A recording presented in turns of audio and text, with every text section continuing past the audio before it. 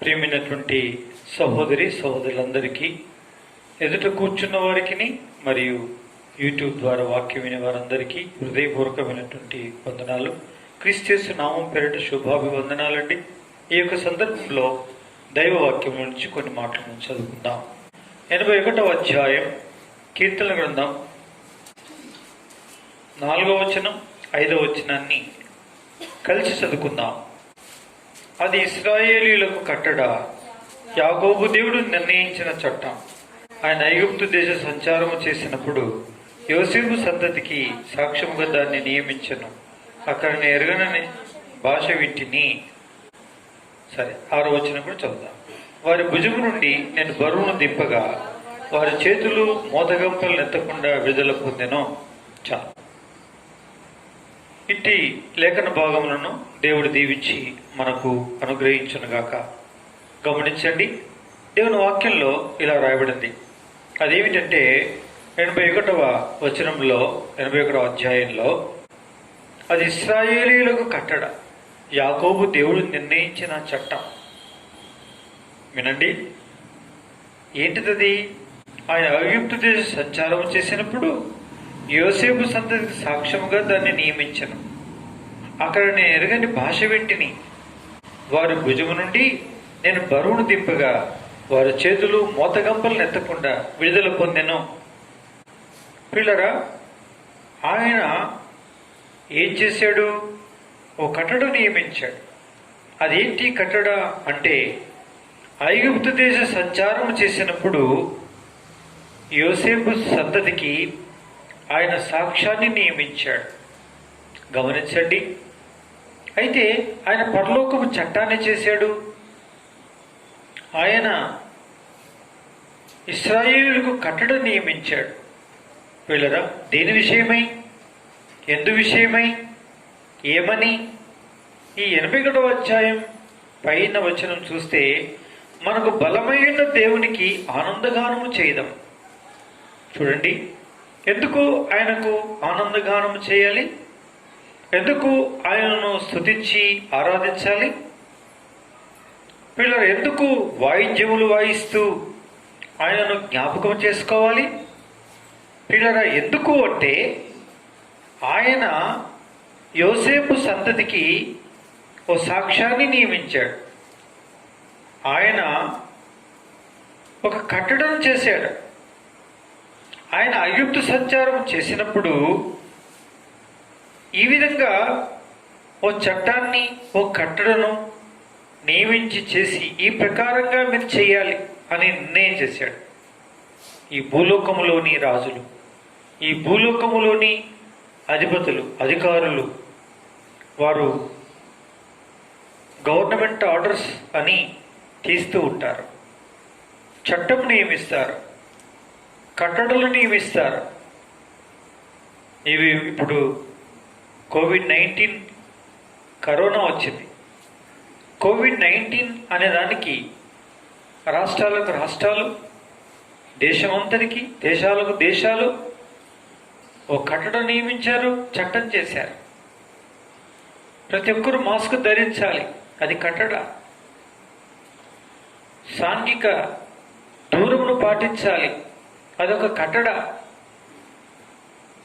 చూసారా, ఓ చట్టం చేశారు.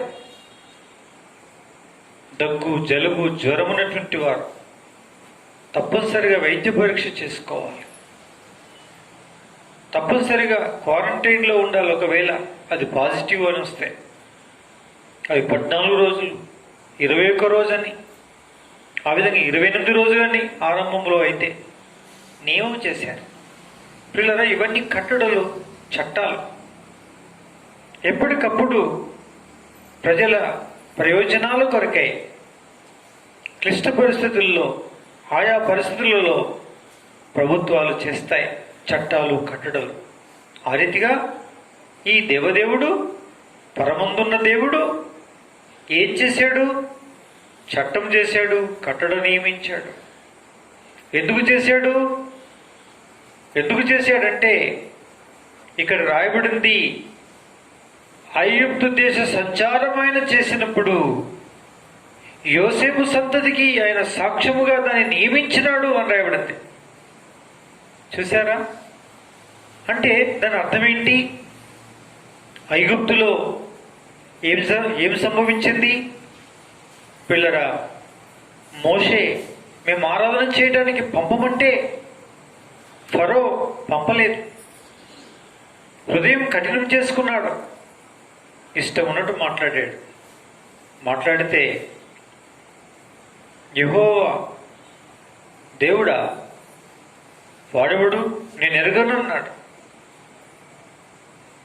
పిల్లరా, అందుకు దేవుడు కోపించి 10 సూచక్రియలు భయంకరమైనటువంటి విపత్తుల చేత ఐగుప్తంతటిని గడగడలాడించాడు.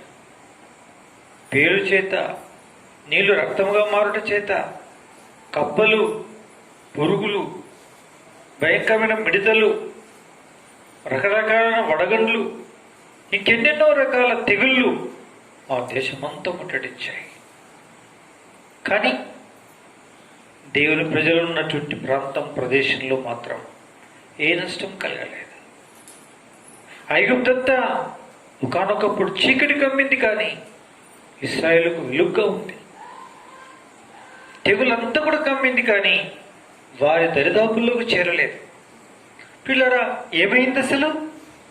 చివరికి సంహారక దూత ప్రతి జ్యేష్ఠ సంతానాన్ని, ప్రతి ఇంటిలోని జ్యేష్ఠ సంతానం, మానవుల్లో కానీ వారి ఇంట్లో ఉండేటువంటి సాధు జంతువుల్లో కానీ ఏదైనా కావచ్చు, ప్రతి ప్రథమ సంతానం సంవరించబడాలని నియమం చేసేసారు. అలాగే చనిపోయినవి. భయంకరమైన బాధను అనుభవించారు. ఎవరు? ఐగుప్తులందరూ కూడా. కానీ తను పేరు పెట్టబడ్డ జనాంగం ఏడాది గొర్రెపిల్లను లేక మేకపిల్లను వధించి వాటి రక్తమును వారి తలుపుల యొక్క నిలువు కమ్ముల మీదను అడ్డం కమ్మి మీద పైన ఏ ఇంటికి చెమ్మిరబడిందో రక్తం, ఆ ఇంటిని ఆ సంహారక దూత దాటి వెళ్ళాడు. ఆ విధంగా దేవుడు తన ప్రజలైన వారిని కాపాడాడు.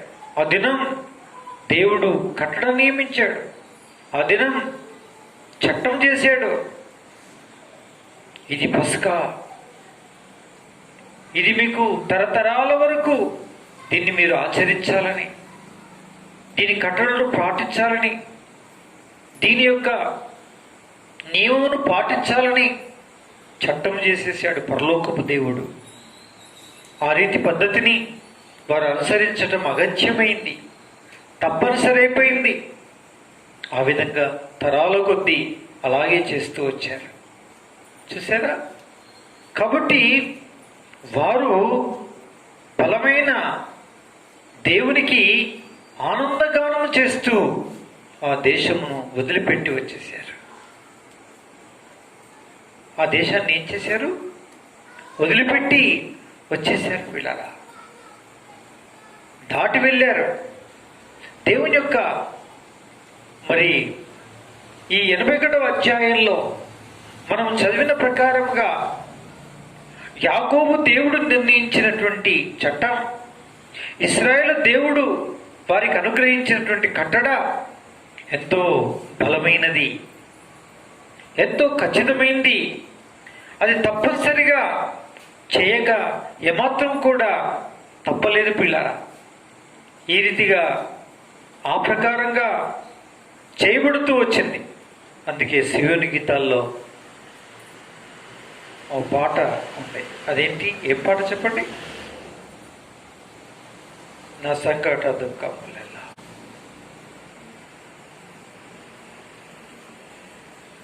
నా సంకట దుఃఖములెల్లా తీరిపోయేగా, నా సింపజేయుదుత నన్ను దాటిపోయేను, నా సింపజేయుదుత నన్ను దాటిపోయేను. ఈ ప్రకారంగా ఏం పాట అన్నది? ఏం పాట రాయబడింది? విలువైన గొర్రె పిల్ల రక్తము ద్వారా కలియున్న రక్షణలో దాగియుంటిని. విలువైన గొర్రె పిల్ల రక్తము ద్వారా కలియున్న రక్షణలో దాగియుంటిని. ఆ సంకట దుఃఖములెల్ల తీరిపోయేగా నా సింపజేయు దూత నన్ను దాటిపోయేను. ఇంకా నేను ఫరోకు దాసుడను కాను, ఇంకా నేను ఫరోకు దాసుడను కాను, ఇంకా నేను సీయోను కన్యుడను కాను, ఇంకా నేను సీయోను కన్యుడను కాను. నా సంకట దుఃఖములెల్లా తీరిపోయేగా నా సింపజేయు దూత నన్ను దాటిపోయేను. నా యేసు ప్రభువే నా బలము గానము, నా యేసు ప్రభువే నా బలము గానము, నా యేసు ప్రభువే నా రక్షణ. హల్లెలూయా. నా యేసు ప్రభువే నా రక్షణ. హల్లెలూయా. నా సంకట దుఃఖములెల్లా నా సింపజేయు దూత నన్ను దాటిపోయేను. గమనించండి, పాట సంఖ్య చెప్పలేదు. 602 కొత్త నెంబర్, 507 మరి పాత నెంబరు. అయితే వాళ్ళు ప్రతి గానములు చేయించు, స్తుతి కీర్తనలు పాడుచు, ఆయన నమ్మకత్వమును జ్ఞాపకం చేస్తూ ఏం చేస్తున్నారు వాళ్ళు? మనకు బలమయ్యున్న దేవునికి ఆనందగానము చేయించు. వారు ఐగుప్తును దాటి పాట పాడుతూ ఏం చేశారు? వెళ్ళిపోయారు. నా ప్రియమైనటువంటి సహోదరి సహోదరులారా, ఈ విధముగా దేవుడు తెగుళ్ళు వారిని అంటకుండా, దేవుడు ఆ కష్టాల్లో నుంచి బాధల్లో నుంచి వారిని విడిపించి అద్భుతమైన విధానంలో వారిని ఐగుప్తులో నుంచి దాటించి నడిపించాడు. వారి బరువులను దింపివేశాడు. వారి చేతులు మోతగంపలు ఎత్తకుండా విడిపించాడు. ఫరో ఐగుప్తు భారము మోపిన కాడిని దేవుడు విరిచివేశాడు. విరిచివేసి వారికి ఒక కట్టడ నియమించాడు. వారికి ఒక చట్టము చేశాడు. మనకు బలమైన దేవునికి ఆనందముగా గానము చేయదము అని. పిల్లగా అలాగనే మనము కూడా ఒకానొక దినమున పాపములో పుట్టి, పాపములో పెరిగి, పాపములో ఉంటున్నటువంటి మనల్ని ఐగుప్తని పాపిష్టి లోకములో ఫరో అనేటువంటి అపవాదం అనేటువంటి ఆ భయంకరమైన రాజు మనల్ని ఏలుతున్నప్పుడు మనకు శాంతి లేకుండా, మనకు సమాధానం లేకుండా, మనకు నెమ్మది లేకుండా, మనకు తృప్తి లేకుండా జీవిస్తున్నటువంటి మన యొక్క ఆ భయంకరమైనటువంటి బ్రతుకు జీవితంలో దేవుడు మనల్ని విడిపించడానికి తన ప్రియమైన కుమారుని బలిగా అర్పణగా అర్పించి మనకు బదులుగా చనిపోయి సమాధి చేయబడి తిరిగి లేచి మన మీదుండే పాపము కాడిని ఆయన విరిచివేశాడు. కల్వరి శిలువలో తన ప్రాణం పెట్టడం ద్వారా పాపం నుంచి విడిపించాడు. దాని ఫలితం నిత్య నరకమై ఉండగా అగ్ని గుండము నుంచి విడిపించాడు. విడుదల విమోచన ప్రసాదించి మనల్ని స్వేచ్ఛగా గాలి పీల్చుకునే వారిగా చేశాడు. పరలోక రాజ్యానికి మనల్ని వారసులుగా చేసినాడు. పిల్లగా ఆయన మనకిప్పుడు చట్టం చేశాడు, కట్టడ నియమించాడు. అదేంటో తెలుసా? ఆయనకు ఆనందగానము చేయుట, ఆయన స్తుతించి ఆరాధించుట, ఆయన ఘనపరిచి హెచ్చించుట, ఆయనకు స్తుతి గీతములు పాడుటను గురించి నా పాట మనం పాడాలని మన ప్రభువు మన నోట ఆ మాట ఉంచాడు, ఆ పాట ఉంచాడు పిల్లరా. కాబట్టి ఎవరైతే ఇలా విమోచింపబడ్డారో, పాపంలో నుంచి, శాపంలో నుంచి, భయంకరమైనటువంటి విపత్తును కలిగినటువంటి మన జీవితాలు, దాని ఫలితం నరకం అగ్గిగుండము భరించాల్సినటువంటి మనల్ని విడిపించే మన దేవదేవునికి మనం కృతజ్ఞతాస్తుతులు చెల్లించుచు, ఆయనకు గాన ప్రతిగానములు చేయించు ఆయన స్తుతించి ఆరాధించాలి. అదే ఆయన నియమించిన కట్టడ, చట్టం. కాబట్టి ప్రభువును స్తుతిస్తాం, ఆయన ఆరాధిస్తాం, ఆయన కొనియాడుతాం. ఈ సందర్భంలో ఎవరు సైతాను మోపిన పాపమనే కాడి నుంచి, పొందబోయే నరకాగ్ని గుండం నుంచి, ఎవరు క్రీస్తు యేసు ప్రభు వారి కల్వరి శిలువ యొక్క ఉచితమైన కృపను బట్టి ప్రశస్త రక్తదారుల చేత కడగబడి విడిపించబడ్డారో వారెల్లరూ కూడా ఆయన స్తుతించి ఏం చేస్తారండి? ఆరాధిస్తారు, ఆయన కొనియాడుతారు, ఆయన ఘనపరుస్తారు, ఆయన హెచ్చిస్తారు పిల్లరా. కాబట్టి ఆ పని మనం చేద్దామా? ఆ పని మనం చేయాలి. అది ప్రభు తాను కోరేటువంటి కోరిక. కాబట్టి ఆయన స్తుతిస్తాం, ఆయన ఆరాధిస్తాం, ఆయన కొనియాడుతాం, ఆయన మనం ఘనపరుస్తాం. మనకు బలమైన దేవుణ్ణి ఏం చేద్దాం? ఆనందగానము చేద్దాం, ఆనందముతో స్తుతించి ఆరాధిస్తాం, ఆయన కొనియాడి ఆయన ఘనపరిచి ఆయన హెచ్చిస్తాం. ప్రభు ఇంటి వాక్యమును దీవించి ఆశీర్వదించును గాక.